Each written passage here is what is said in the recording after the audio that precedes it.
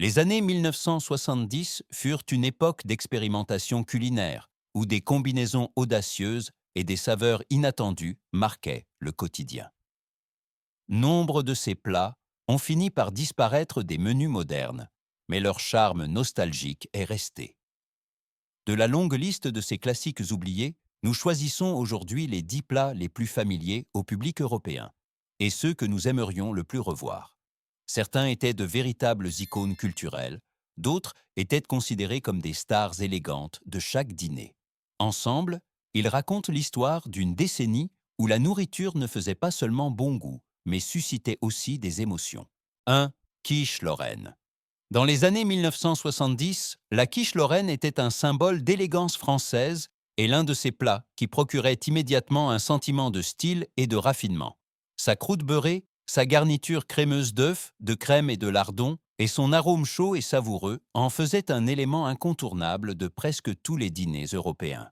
À l'époque, toute quiche faite maison était considérée comme un petit triomphe, un mélange d'art culinaire et d'hospitalité.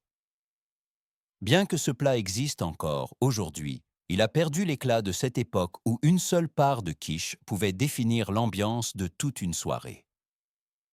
Il reste un classique que beaucoup aimeraient revivre, avec la même vitalité qu'alors. 2. Fondue bourguignonne. Dans les années 1970, la fondue bourguignonne était bien plus qu'un simple plat. C'était un rituel, une expérience conviviale où famille et amis s'asseyaient ensemble autour du pot bouillonnant. De petits morceaux de viande, généralement du bœuf, étaient délicatement cuits dans de l'huile chaude, puis trempés dans diverses sauces. Cette combinaison d'extérieur croustillant et de centre tendre dégageait un sentiment de proximité et de connexion que l'on trouve rarement aujourd'hui. À l'époque, elle était abordable et pourtant spéciale, le point central de chaque fête, où les rires, les conversations et l'odeur des sauces maison marquaient la soirée. Aujourd'hui, la fondue bourguignonne existe encore, mais elle a perdu sa place fixe dans la vie quotidienne. Et c'est précisément pourquoi beaucoup regrettent cette expérience culinaire commune et chaleureuse des années 70. 3. Cocktail de crevettes. Le cocktail de crevettes était une véritable star de toute fête élégante dans les années 1970. Rien ne paraissait alors aussi chic, aussi moderne et en même temps aussi accessible qu'un verre rempli de crevettes délicatement cuites, servies fraîches et trempées dans une sauce cocktail épicée. Le mélange de ketchup, de réfort et de jus de citron donnait au plat un coup de fouet rafraîchissant qui ravissait immédiatement les invités. À cette époque, le cocktail de crevettes était considéré comme un luxe abordable, une petite touche de glamour que beaucoup pouvaient se permettre. Plus tard, de nouvelles tendances ont supplanté cette entrée emblématique, mais dans certains restaurants nostalgiques, elle perdure encore aujourd'hui. Et c'est peut-être précisément cette élégance simple qui nous fait désirer le retour du cocktail de crevettes en tant que classique intemporel. Un symbole d'une époque où même les entrées les plus simples avaient un grand impact. 4. Poulet à l'ananas. Le poulet à l'ananas était un plat qui éveillait immédiatement tous les sens dans les années 1970. L'association de morceaux d'ananas sucrés, de poulet tendrement rôti et de lanières de poivrons colorés créait une composition gustative alors considérée comme moderne, exotique et extraordinaire. Dans de nombreux foyers, ce plat était une petite aventure, un souffle de tropique lointain qui brisait la routine et donnait une ambiance particulière à chaque repas. Le caractère aigre-doux faisait du poulet à l'ananas un favori populaire, non seulement pour son goût, mais aussi pour sa préparation simple et son prix abordable. On le trouve rarement aujourd'hui, souvent réinterprété de manière moderne ou caché dans de vieux livres de cuisine. Mais pour beaucoup, ce classique reste un symbole de cette époque où cuisine et curiosité allaient de pair et où même des ingrédients simples pouvaient raconter une histoire. 5. Œufs mimosa. Les œufs mimosa, un élément essentiel de toute célébration dans les années 1970, étaient plus qu'une simple bouchée. Ils représentaient l'hospitalité, la joie de réunir des gens autour d'une table et de partager quelque chose de fait maison. La combinaison de moitié de blanc d'œuf dur et d'une garniture crémeuse de jaune d'œuf, de mayonnaise, de moutarde et d'épices donnait à ce classique une saveur agréable que l'on reconnaissait immédiatement. La simplicité était tout le charme de cette époque. Peu coûteux, rapide à préparer, et pourtant toujours un petit point culminant sur la table du buffet. Bien que les œufs mimosa existent encore aujourd'hui, ils ne sont plus l'entrée évidente qu'ils étaient alors. C'est peut-être précisément cette façon simple et honnête de savourer que nous regrettons qui rendait les années 70 si spéciales. 6. Salade Watergate. La salade Watergate était, dans les années 1970, un dessert dont le nom était aussi ludique que le goût. Le mélange d'ananas en conserve écrasée, de pudding à la pistache, de mini-guimauve et d'une crème légère et sucrée faisait de ce dessert vert chatoyant un compagnon incontournable de chaque fête de famille. Dans de nombreux foyers, c'était un symbole de la simplicité du plaisir à cette époque. Quelques ingrédients bon marché, rapidement mélangés, et voilà un dessert sur la table qui ravissait petits et grands. Malgré son lien humoristique avec un scandale politique, la salade Watergate est restée un doux souvenir d'une époque où les desserts n'avaient pas besoin d'être parfaits pour conquérir les cœurs. Aujourd'hui, elle apparaît rarement, mais pour beaucoup, ce classique moelleux et coloré est un morceau de confort nostalgique difficile à oublier. 7. Carrot cake.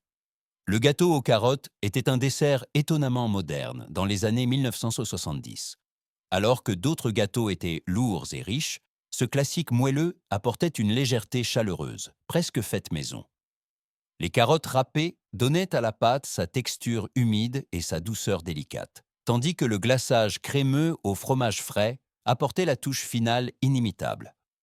Beaucoup l'aimaient non seulement pour son goût, mais aussi parce qu'il était considéré comme un peu plus sain, un gâteau qui permettait de se faire plaisir sans culpabilité. Une véritable cuisine réconfortante qui trouvait alors sa place sur toutes les tables de gâteaux.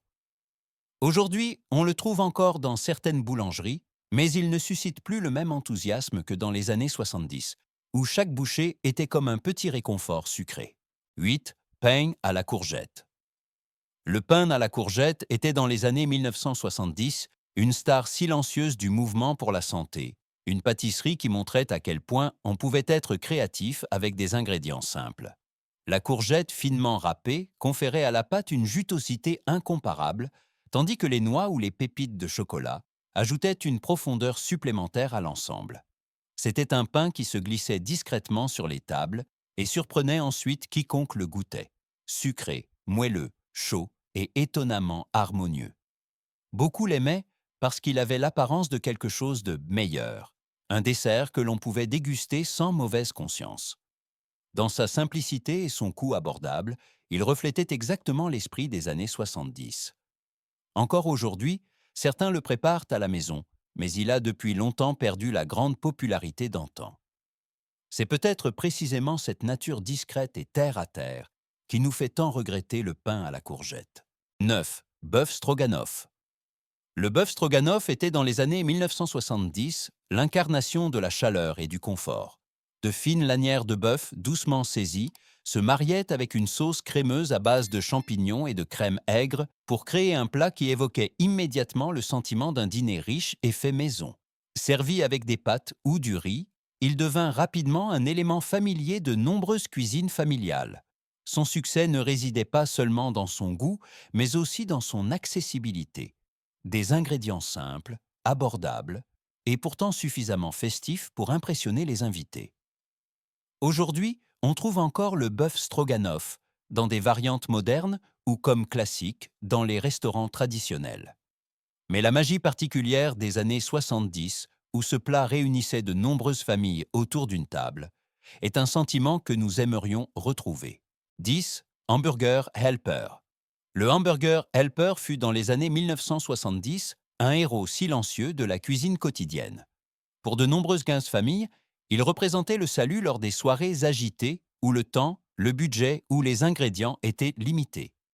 Un paquet, un peu de viande hachée et quelques minutes sur le feu, et voilà un plat étonnamment savoureux, nourrissant et réconfortant.